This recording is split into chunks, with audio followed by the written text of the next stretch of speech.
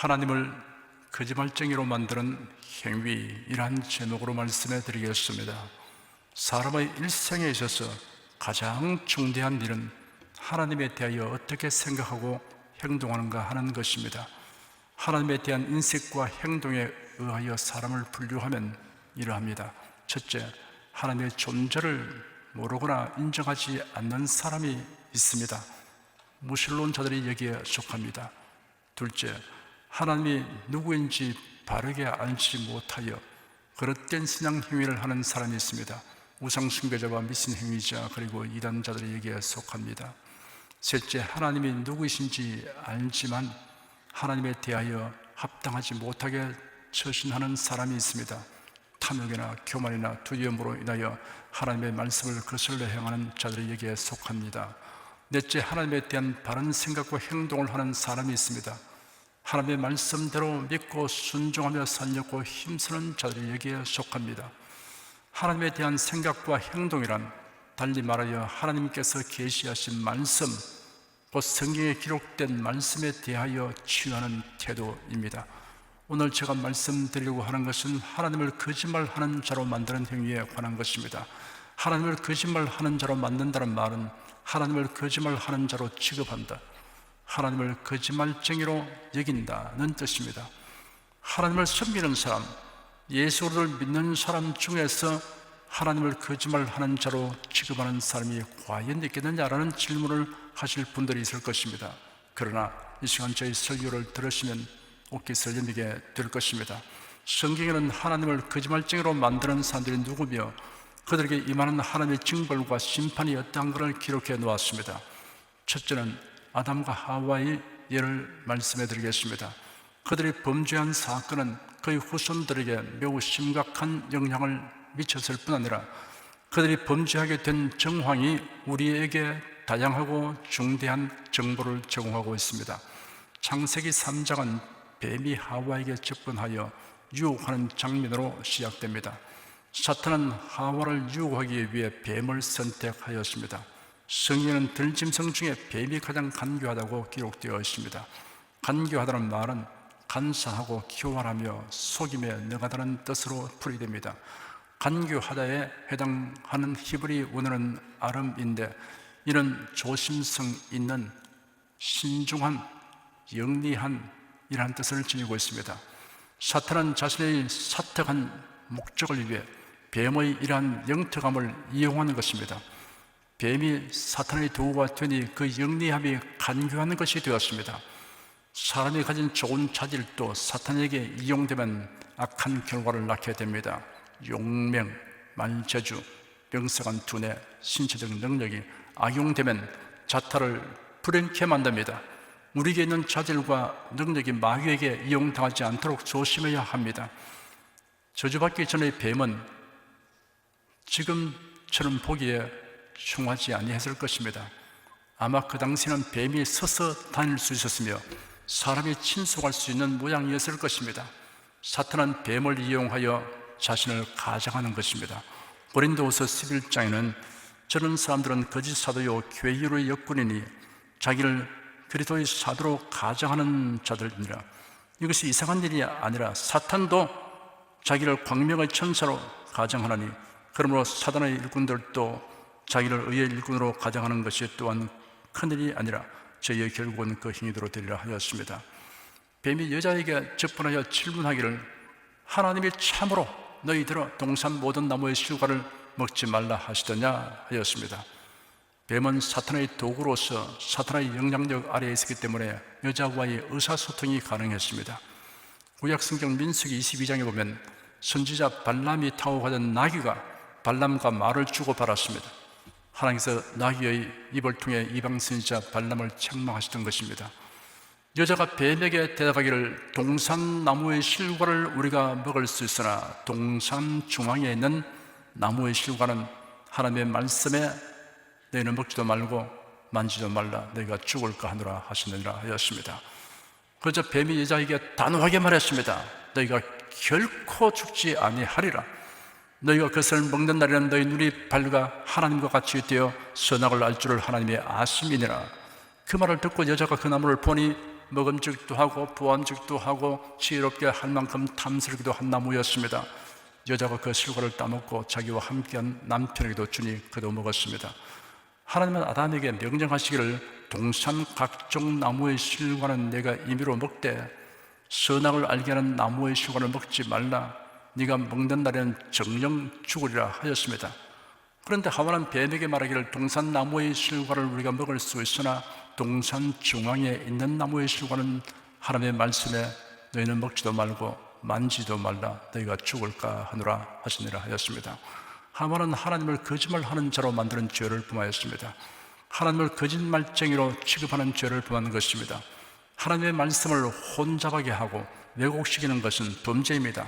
하나님이 그렇게 말씀하지 않으시는데 하나님의 말씀을 변형시켜 말하는 것은 하나님을 거짓말하는 자로 만드는 범죄에 해당됩니다. 다시 말씀드립니다. 아담 하와가 선악과를 먹은 것은 정령 죽으리라고 말씀하신 하나님을 거짓말하는 이로 취급한 것과 같은 행위입니다. 그러나 아담과 하와는 에덴에서 쫓겨났으며 그들의 삶에는 고생과 고통과 슬픔이 따랐습니다. 늙고 병들고 죽는 운명에 처하게 되었습니다. 둘째는 모세의 인도 아래 애굽의 노예 생활을 벗어나서 가나안 땅을 향하여 광야를 행진한 이스라엘 백성들의 예를 살펴보겠습니다. 하나님은 호렙산의 불붙는 떨기나무 숲에서 모세를 부르시고 이스라엘 자신들을 애굽에서 인도하여 그들의 조상에게 하나님의 언약하시는 가나안 땅으로 인도하라는 사명을 주었습니다. 하나님이 모세에게 이렇게 지시하셨습니다. 너는 가서 이스라엘 장로들을 모으고 그들에게 이르기를 여호와 너희 조상의 하나님 곧 아브라함과 이삭과 야곱의 하나님이 내게 나타나 이르시되 내가 실로 너희를 권고하여 너희가 애굽에서 당한 일을 보았노라.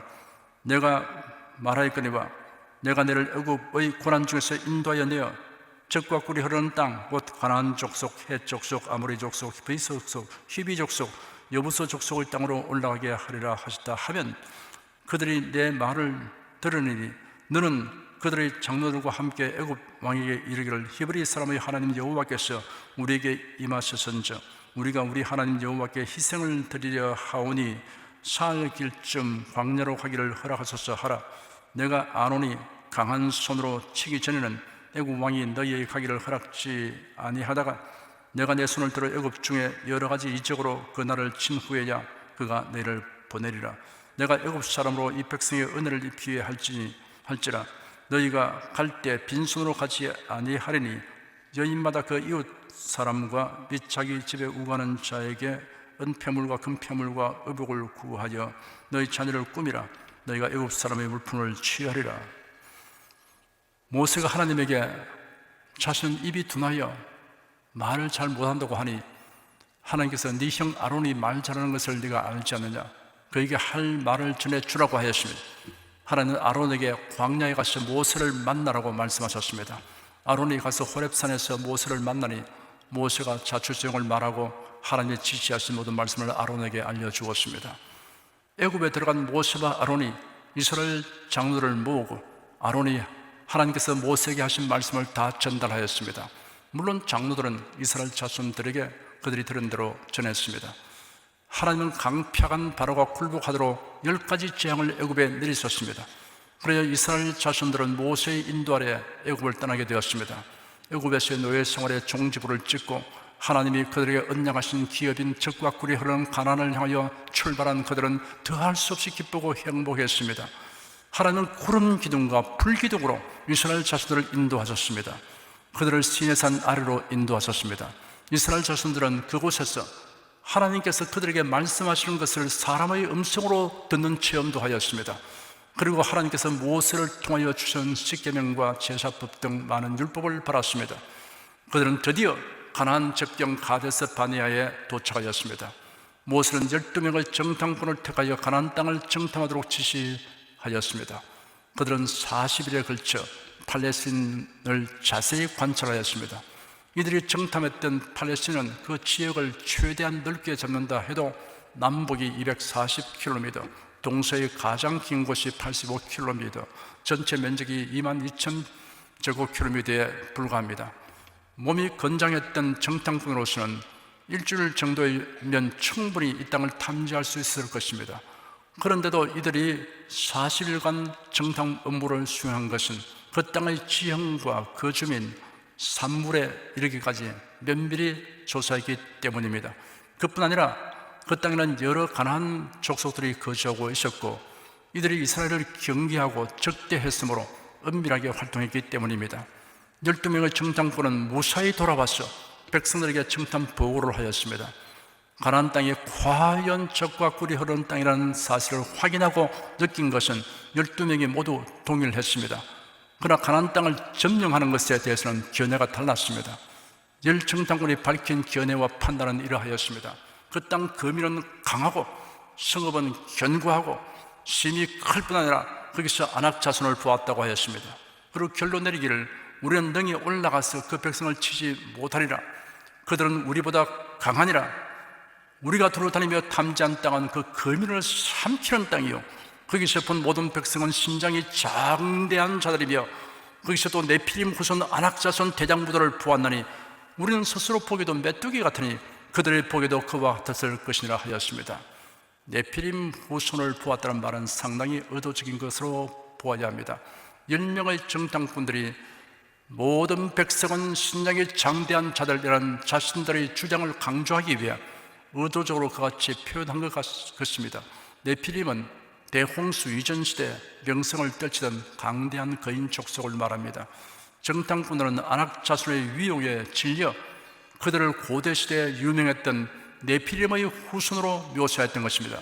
그러나 아낙과 네피림 사이에 직접적인 연관성은 없습니다. 왜냐하면 노아 때의 대홍수로 노아의 가족 외에는 모든 사람들이 죽었고 이때 네피림들도 다 죽었습니다. 훗날 여호수아가 패배시킨 바산 왕 옥이나 다윗이 죽인 골리앗 등을 보면 가나안의 원주민들 중 거인이 섞여 있었다는 것은 사실이었습니다. 그러나 가나안 거민 모두가 거인이었던 것은 아니었습니다. 이미 급에 질려 있었던 10명의 정탐꾼들은 자신들이 직접 본 거인들로 인해 아낙 족속들이 모두 장대한 거인들이라고 생각되었을 것이고 그에 비해 자신은 상대적으로 메뚜기 같이 약하고 보잘것없는 존재로 느껴졌던 것입니다. 단면적인 정부에 자기 추측을 보태어 완전한 스토리를 구성하고 이를 거듭 생각하거나 말하게 되면 그 스토리 전체를 자신이 보거나 경험한 것 같은 착각에 빠집니다. 여호수아와 갈렙이 밝힌 견해와 판단은 이러하였습니다. 두 사람은 모세 앞에서 백성을 안돈시키며 말하기를 우리가 곧 올라가서 그 땅을 취하자 능히 이기리라 하였습니다. 두 부류의 정탐꾼들이 표명한 말을 비교해 보면 그 땅 거민은 강하다, 성읍은 견고하다, 성읍이 심이 크다, 신장이 장대하다라고 하는 과학적 분석 측면에서는 현실 상황에 대한 견해가 같았습니다. 그런데 신앙적 측면에서의 견해는 서로 달랐습니다. 열정탐꾼은 우리는 스스로 보기엔 메뚜기 같다, 그들의 보기도 그와 같을 것이다, 우리는 능히 올라가서 그 백성을 치지 못하리라 하였습니다. 여호수아와 갈렙은 우리가 곧 올라가자, 그 땅을 취하자, 능히 이기리라 하였습니다. 열정탐꾼은 하나님께서 가나안 정탐을 허락하신 뜻을 이해하지 못했습니다. 하나님은 가나안을 정탐하겠다고 요구하는 이스라엘 백성을 책망치 않으시고 허락하셨습니다. 그 이유는 그들이 하나님께서 약속하신 그 땅을 직접 목격하고 무사히 돌아오게 되면 그동안 의심하고 두려워하며 근심했던 것을 부끄럽게 여기고 그 모두가 기후에 불과했음을 알게 하고자 한 것입니다. 백성들은 열정탐꾼의 불신앙적 보고를 듣고 일제히 소리 높여 울기 시작했습니다. 백성들의 비탄에 찬 울부짖음이 점차 고조되었습니다. 그들은 절망감을 느끼며 밤새도록 한탄하며 울부짖었습니다. 우리가 애굽 땅에서 죽었거나 이 광야에서 죽었으면 좋았을 것이라고 말했습니다. 이 말은 이스라엘 백성이 난관에 봉착할 때마다 외치던 상투적인 말이며 관용어가 되었습니다. 결국 이 말대로 되고 말았습니다. 그들 가운데 20세 이상의 사람들 중에 여호수아와 갈렙 외에는 모두 광야에서 40년을 지내면서 죽었습니다. 어찌 여호와가 우리를 그 땅으로 인도하여 칼에 망하게 하려 하는고? 라는 말은 얼토당토 아니한 말입니다. 하나님의 선하신 뜻을 이처럼 왜곡하고 악평하는 데까지 이르게 되면 재기불능의 상태가 되고 맙니다. 그들은 우리 처자가 사로잡힐 것이다 라고 예측하였습니다. 하나님을 불신하면 완전히 빗나간 예측만 하게 됩니다. 실제로는 사로잡힐 것으로 걱정한 자녀들은 모두 가나안 땅에 들어가게 되었습니다. 애굽에 돌아가는 것이 낫지 아니하랴라는 판단을 하였습니다. 노예 근성을 버리지 못하면 항상 이런 생각이 고개를 쳐듭니다. 그들은 가나안으로 전진하는 것은 악하고 좋지 않은 일이고 애굽으로 돌아가는 것은 선하고 좋은 일로 판단했습니다. 하나님을 불신하면 차선이 아닌 최악을 선택하게 됩니다. 백성들은 서로 말하기를 우리가 한 장관을 세우고 애굽으로 돌아가자 하였습니다. 한 장관이란 새로운 영도자를 의미합니다. 이스라엘 백성은 하나님과 모세에 대하여 원망 불평할 뿐 아니라 실질적인 대안을 가지고 나왔습니다. 이러한 대안 제시는 하나님의 주권에 대한 도전 행위입니다. 하나님께서 명하시고 약속하신 말씀을 무시하고 다른 대안을 세우는 것은 어리석음의 극치입니다. 하나님의 말씀을 거슬러 대안을 세우면 자성자박이 되고 자기 무덤을 파는 것이 됩니다. 백성들이 이런 운동을 보고 여호수아와 갈렙이 그들의 옷을 찢었습니다. 이스라엘 백성들이 여호와의 이름을 망령되이 일컫고 가나안 땅을 버리고 애굽으로 돌아가자고 하는 패역한 말들로 인해 그들의 마음이 찢는 듯이 아팠기 때문입니다. 여호수아와 갈렙이 옷을 찢은 격렬한 행동은 육적인 혈기에서 나온 것이 아니었습니다. 온유함이란 불의를 보고도 침묵하는 것이 아닙니다. 여호수아와 갈렙은 열정당군이 진리를 왜곡되게 하는 행위와 백성들이 하나님을 원망하고 거역하는 행위를 도저히 참고 지켜볼 수 없었습니다. 하나님의 말씀을 혼잡케 하고 변하게 하려는 자들에 대하여 분개하는 마음이 있어야 합니다. 여호수아와 갈렙은 백성들의 생각과 태도를 바로잡기 위해 믿음을 가지도록 하기 위해 외쳤습니다. 먼저 가나안에 대한 바른 정보를 받아들이도록 촉구했습니다. 우리가 두루다니며 탐지한 땅은 심히 아름다운 땅이라고 외침으로 우리가 두루다니며 탐지한 땅은 그 거민을 삼키는 땅이라고 말한 열정당군의 정보는 굴절되고 왜곡된 것임을 지적하였습니다. 그리고 가나안에 들어가는 데 있어서 현실적 문제를 해결하는 신앙적 방법을 제시했습니다. 하나님을 기쁘게 하는 것이 최상의 방책이라고 알렸습니다. 어떻게 하는 것이 여호와를 기쁘시게 하는 것인가를 말했습니다. 오직 여호와를 거역하지 말라 하였습니다. 하나님께 대한 순종에는 이유가 없습니다. 누가 구태여 이유를 묻는다면 하나님께서 말씀하셨기 때문이다 라고 대답할 것밖에 없습니다. 누가 묻기를 왜 주일이면 반드시 교회에 가고 주중에도 교회에 가느냐고 물으면 성경에 기록되어 있습니다 라고 대답해야 합니다. 왜 11조를 드리며 그렇게 헌신하느냐라는 질문에 대하여 성경에 기록되어 있습니다 라고 말하면 하나님께서 기뻐하십니다. 그 땅 백성을 두려워하지 말라고 하였습니다. 그 이유를 두 가지로 설명하였습니다. 그들은 우리 밥이다 하였고 이어서 그들의 보호자는 그들에게서 떠났다 하였습니다. 가나안 거민들에게는 그들의 보호자가 나무나 돌을 깎아 만든 우상이었습니다. 그 우상의 배후에는 사탄이 있습니다. 사탄은 어둠의 권세 잡은 자입니다. 빛이 들어오면 어둠이 물러가듯이 빛이신 하나님을 의지하고 나아가는 앞에는 사탄은 물러가기 마련인 것입니다. 여호와는 우리와 함께 하신다라고 말했습니다. 여호와는 우리와 함께 하신다라고 번역된 원어성에는 동사가 없습니다. 문장의 시제가 없는 것입니다. 이러한 표현은 하나님께서 그의 백성과 함께 항상 하심을 의미합니다. 항상 함께 하심을 의미합니다. 모세와 아론은 이스라엘 자손들이 애굽에 있을 때 그들에게 하나님의 언약을 일러 주었습니다. 내가 너희를 애굽의 고난 중에서 인도하여 내어 적과 꿀이 흐르는 땅, 곧 가나안 족속, 헷 족속, 아모리 족속, 브리스 족속, 히비 족속, 여부스 족속의 땅으로 올라가게 하리라. 내가 아론이 강한 손으로 치기 전에는 애굽 왕이 너희의 가기를 허락지 아니하다가 내가 내 손을 들어 애굽 중에 여러 가지 이적으로 그 날을 친 후에야 그가 너희를 보내리라. 내가 애굽 사람으로 이 백성에게 은혜를 입게 할지라. 너희가 갈 때 빈손으로 가지 아니하리니 여인마다 그 이웃 사람과 및 자기 집에 우거하는 자에게 은폐물과 금폐물과 의복을 구하여 너희 자녀를 꾸미라. 너희가 애굽 사람의 물품을 취하리라. 여호수아와 갈렙은 하나님의 언약하신 이 말씀에 근거하여 정탐 보고를 하였고 백성들을 격려하였습니다. 이들은 하나님은 거짓말을 하실 수 없으며 그의 언약은 반드시 이루어지는 것을 믿었기 때문입니다. 반면에 열정당군과 백성들은 현실 상황을 쫓아 판단하고 말했습니다. 그들은 하나님의 언약하신 말씀을 불신했습니다. 이런 태도는 하나님을 거짓말쟁이로 취급한 것이나 다름없습니다. 가나안으로 인도하시라는 말씀을 믿지 못한 이스라엘 백성들의 행위는 하나님을 거짓말하는 이로 여기는 것과 같은 행위입니다. 그리하고 저도 하나님께로부터 복을 받을 것을 기대하는 것은 연못구어입니다. 나무에 올라가 물고기를 구하는 것보다 더 미련한 것입니다. 셋째는 오늘날도 하나님을 거짓말쟁이로 만드는 사람의 예를 살펴보겠습니다. 오늘 본문에 기록되기를 만일 우리가 죄 없다 하면 스스로 속이고 또 진리가 우리 속에 있지 아니할 것이요 만일 우리가 우리 죄를 자백하면 저는 미쁘시고 의로우셔 우리 죄를 사하시며 모든 불의에서 우리를 깨끗게 하실 것이요 만일 우리가 범죄하지 아니하였다 하면 하나님을 거짓말하는 자로 만드는 것이니 또한 그의 말씀이 우리 속에 있지 아니하니라 하였습니다. 나는 죄 없이 태어났고 죄 짓지 않고 살아왔다고 주장하는 사람은 하나님을 거짓말하는 자로 만드는 죄를 더하게 됩니다. 이런 사람은 의인은 없나니 하나도 없으며 모든 사람이 죄를 범하였으므로 하나님의 영광에 이르지 못하더니 라는 진리의 말씀이 그의 마음에 없다는 것을 스스로 증명하고 있습니다. 자신의 행위로 의롭게 되거나 구원을 얻을 수 있다고 말하는 사람 역시 하나님을 거짓말하는 자로 만드는 죄를 범하게 됩니다. 이런 사람은 사람이 의롭게 되는 것은 율법의 행위에서 난 것이 아니요 오직 예수를 믿음으로 말미암은 줄 아는 거로 우리도 그래도 예수를 믿나니 이는 우리가 율법의 행위에서 아니고 그리스도를 믿음으로써 의롭다함을 얻으려 함이라. 율법의 행위로서는 의롭다함을 얻을 육체가 없느니라 라는 진리의 말씀이 그의 마음에 없다는 것을 스스로 증명하고 있습니다.